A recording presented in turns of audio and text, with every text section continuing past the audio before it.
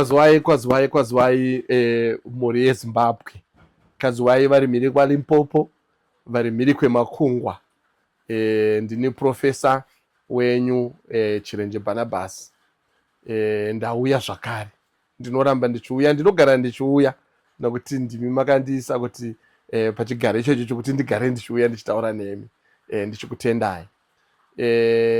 Ndiri pano pa Uncle Saint TV yakabatana pamwe chete naChibanda Media. Kana kari kekutanga kuuya ibva wadzvanya bhatani riri pamusoro apo kuti uve usubscribe kuti panouya mamwe mavhidhiyo ezvakanaka iwewo unowanikwa uchipiwawo updates. Ndokutendai mhuri yeZimbabwe nepamatisvitsa. Nhasi zuva ranhasi musi wa20 chiko nhasi 20 nhasi ya20 here nhasi 19 nhasi 19 November. Tafamba chimwe chidanho chinotyisa kana kuti chinoshamisa.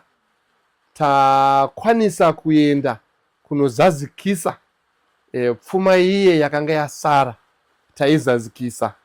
Takabva tatambidzwawo zvakare makiyi.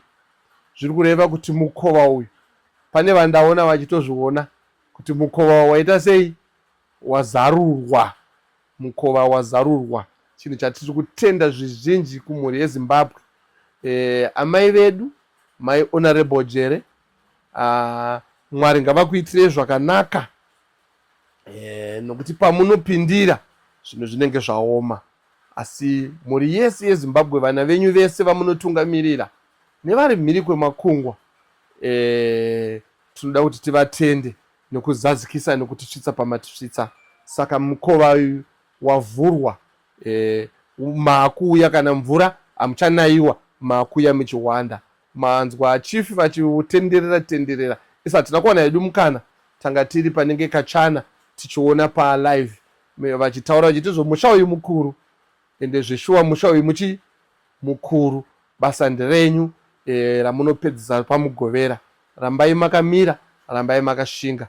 Mugovera munosvika movharira kana kuti mozarira basa ramakatanga. Tinokutendai. Regai ndikukokei zvakare ndisati tavhara pachivhidhivhidhi pano. Ndinoramba ndichikukokai mhuri yose yeZimbabwe, vari mumativi mana ose enyika, hama neshamwari vose, munhu wose, you are being invited. Hapana kuti ndakambokutsika kana kuti wakambonditsika. Uyai, hatichatsikanaka, chiuyai rub shoulders together. Nokuti hapana chatsika mumwe. Kwakuya kungopanana mahugs, kungopanana mahandshake, tichifara tichienda mberi noupenyu. Upenyu hudiki diki, mazuva atinorarama panyika akanzi madiki, asi ngatiaisei mufaro, tigare tichifara. Ndinoramba ndichikutendai, mazvita zvenyu, ndinokutendai.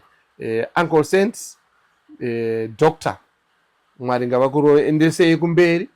Chief, Mwari ngavakupei rimwe dunhu rokutonga, nokuti matunhu akawanda. Kana makapiwa Heathcliff North, ndimitambirai mutonge chishuwo chedu chokuti vanopa matunhu vakupewo dunhu renyu. Ndakutendai.